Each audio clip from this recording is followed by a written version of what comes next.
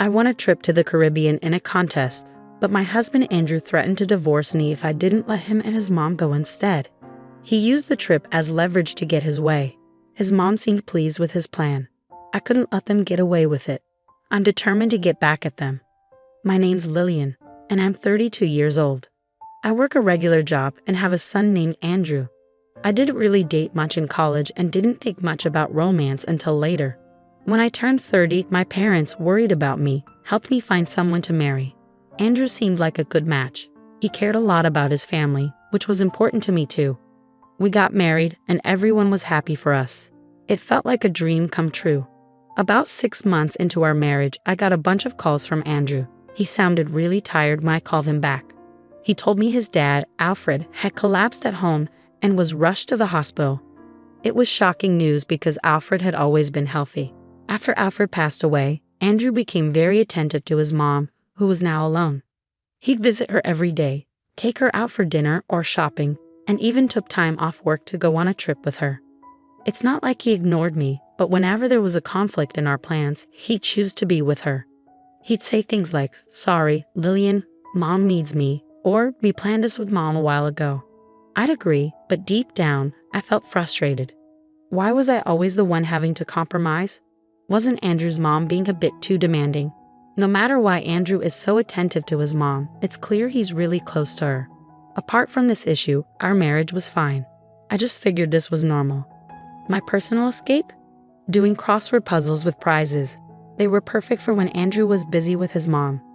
Sometimes, I even win gift cards or food. One day, I won a big prize, 2 tickets to the Caribbean.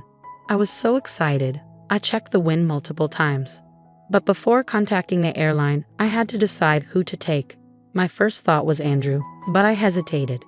He often traveled with his mom, and I didn't want her to come along if I suggested we go together. After thinking it over, I decided to give the trip to my parents. On my way home, I stopped by my parents' place to share the exciting news. "Mom, guess what? I won tickets to the Caribbean," I exclaimed. Mom's eyes widened with delight. "Wow, that's fantastic. You and Andrew must be thrilled." I hesitated for a moment before replying, "Actually, I want you and Dad to have them." Mom was taken aback. "For us? Are you sure?" she asked, pleasantly surprised. "Absolutely. Andrew travels a lot already. I want you two to enjoy this opportunity," I explained. Mom was beaming with joy, but Dad seemed worried. "Dad looks concerned," I noticed. "Well, I have work, dear. It's a busy time of year for our company, so it's not ideal for me to be away," Dad explained. "That's too bad," I sighed. Then Dad had an idea. "Why not go with Olivia instead? It was your prize originally, right? Go and have some quality time with her," he suggested. Mom eagerly agreed, saying, "That sounds wonderful." Feeling excited and grateful, I applied for leave the next day, which was quickly approved. I then contacted the airline to let them know my parents would be using the tickets. On my way home from work, I stopped by a bookstore and bought a guidebook for the Caribbean trip. It had been ages since Mom and I had traveled together, and I was genuinely thrilled. But when I got home, something unexpected awaited me. "I'm home," I announced as I walked in, surprised to see the lights on. I assumed Andrew was there, but instead of his shoes, I spotted a familiar pair of women's shoes at the entrance. As I wondered, Matilda emerged from the living room. "Lillian, do you know what time it is?" she scolded. "Oh, Matilda, I didn't realize you were here," I replied. "It's not just about me being here. It's late and Andrew will be back soon," she continued. "I'm sorry, I'll make dinner right away," I apologized. But Matilda didn't stop there. She criticized me for not making the bed and questioned if I took my role as a daughter-in-law seriously. Matilda sighed, blaming my working for the situation. According to her, I should prioritize home over work. She had a key to our place and often dropped by unexpectedly since she lived nearby. Matilda held old-fashioned beliefs about a daughter-in-law's role, expecting me to serve Andrew and the family without question. Her constant criticism made it hard for me to warm up to her. As I unpacked and began making dinner, Matilda suddenly exclaimed, "Wait, what's this, Lillian? Are you planning a trip to the Caribbean?" She had found the guidebook I had just bought. "Matilda, why are you going through my stuff?" I asked, annoyed. "That's not the point. Why are you going to the Caribbean?" she demanded. I won a trip in a contest. I was going to give it to Mom, I explained. I haven't heard anything about this. Why should I? Matilda snapped back. Our argument was interrupted by Andrew's arrival. Matilda quickly told him what she found, pointing at me accusingly. Andrew, listen. Lillian's being thoughtless. Did she do something wrong? She asked. Andrew turned to me, his expression stern. What's going on? He demanded. I won the trip and wanted to give it to my parents. But since Dad can't go, you're going with Mom. I replied calmly. Why did you talk to me about this? It's my prize, Andrew said, looking frustrated. What's the big deal? You always travel with Matilda, I retorted. It's not the same. Mom and I only go on trips within the country. We haven't been abroad in years. How could you decide this without talking to me? Andrew slammed his hand on the table, cutting me off. You're getting too bold for a daughter-in-law. Mom and I are going. You stay home. Mommy, I couldn't hide my disdain at Andrew's childish word choice. Wait a minute. This trip, you've had enough. If you're not happy, let's talk about divorce. Divorce? I couldn't believe what I was hearing. Threatening divorce over something like this seemed absurd to me. Fuming, I shot back. I won this trip fair and square. I've already decided to give it to my own mom. Can't you just pick up on the signals for once? Mom wants to go. When does it end with putting Matilda first? You never think about how I feel. I don't care how you feel. Like I said, this trip is for me and Mommy. Stay home and behave, Andrew insisted coldly. My affection for Andrew was quickly fading. It was clear I ranked lower than Matilda in his eyes.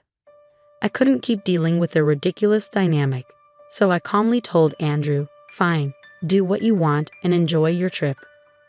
You should have listened in the first place. Do what you want, Andrew replied dismissively, a far cry from the caring Andrew I once knew. Meanwhile, Matilda looked smug and victorious. I decided to leave the house while they were away on their trip. I resolved to let Andrew and Matilda have their vacation this time. The next day, I called the airline to change the names on the tickets to Andrew and his mom. But the operator sounded worried as they told me, I'm sorry, but once the participants are confirmed, we can't change them. Is that so? I asked, feeling disappointed. Yes. Plus, this ticket requires the actual winner to be one of the travelers. So if it's your husband and mother-in-law, the ticket won't work, the operator explained. So, if I don't go, the ticket is useless, I clarified. Exactly. Please check the documents we sent you. They mentioned this condition, they advised. After reviewing the documents, I found out that only the winner could use the ticket, and it couldn't be transferred. I explained this to the operator and decided not to go on the trip without telling Andrew and Matilda. Instead, I made plans to let them travel at their own expense. That evening, when I got back from work, I casually brought up the Caribbean trip to Andrew. Hey, about the trip? I started. Yeah? Did you talk to the airline? Are Mommy and I all set to go? Andrew asked eagerly. I did call them. Here are the winning documents and the tickets. I only need the tickets. I won't bother reading the documents, I replied. But there might be important details in there, especially since it's an international trip, Andrew suggested. I don't think I need to. Mommy and I have got it covered. We're efficient, unlike you, I retorted. Fine, whatever. I'll leave them here just in case, Andrew said, sounding annoyed. As I expected, Andrew didn't bother to read the documents. On the day of the trip, after making sure Andrew had left, I packed my bags and went to my parents' house. While unpacking, as I anticipated, I got a call from Andrew. As soon as I picked up, he started shouting. Hey, what's going on? They're saying the ticket can't be used, he exclaimed. That's right. If the winner doesn't go, the ticket is invalid, I explained calmly. What? Why didn't you tell me this earlier? Andrew demanded. I did tell you, remember? I mentioned it might be a good idea to read the instructions, I reminded him. You mean it was written in those documents you gave me? Andrew asked, sounding frustrated. Exactly. It's your fault for not reading. This is ridiculous. So how are we supposed to get to the Caribbean? Andrew asked, his tone getting more agitated. Well, the operator did mention that if the winner doesn't go, you'd have to pay the full price. I replied matter-of-factly. Clearly caught off guard by the situation, Andrew sounded frantic. I could hear Matilda's voice in the background, indicating they were both in distress. Andrew, what did Lillian say? Matilda demanded. Mommy, if Lillian doesn't have to pay for the trip. Andrew started to explain before handing the phone to Matilda. Let me talk to her. I can't deal with this anymore, she demanded. I decided to let them sort it out themselves and hung up silently. It didn't take long before Andrew called back. Hello, I answered, expecting more drama. What is it now? I'm busy, I said coldly. It's not. What is it? Andrew sounded flustered. I tried to buy the tickets, but the credit card isn't working, he explained. Huh? I don't know anything about your card, I replied, puzzled. It's not mine. It's your card, Andrew clarified. Oh, so you're saying you used my card without my permission? I accused. I just need to fix it now. When I checked my wallet this morning, my card was missing. I had a hunch and immediately froze it. I knew you stole it, Andrew retorted. Are you kidding me? I was planning to shop with that card abroad. Always messing things up, you jerk. I fired back.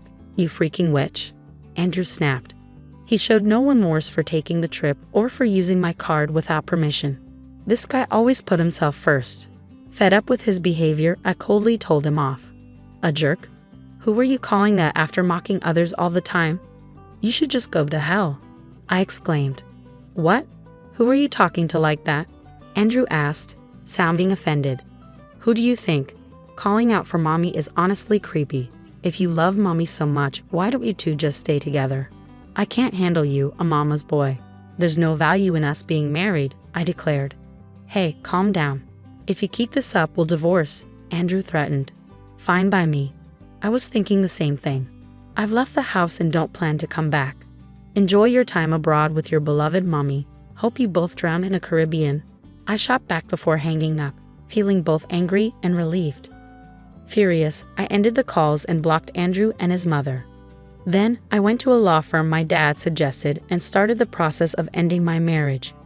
When I looked at our savings to divide our assets, I saw that our joint account was empty. Andrew had taken out money multiple times, all around the time he went on a trip with his mom. It was clear he used the money for their travels. And he also used my credit card without asking. I demanded a big payment from him. As a result, he ended up owing money and was being chased by creditors. His mom, who used to get whatever she wanted, now had a strained relationship with Andrew, arguing with him every time they saw each other. It's funny how things turned out considering how spoiled he used to be. Meanwhile, I decided to stay with my parents for a while. I've caused them worry, so I want to make it up to them by living with them and taking care of them.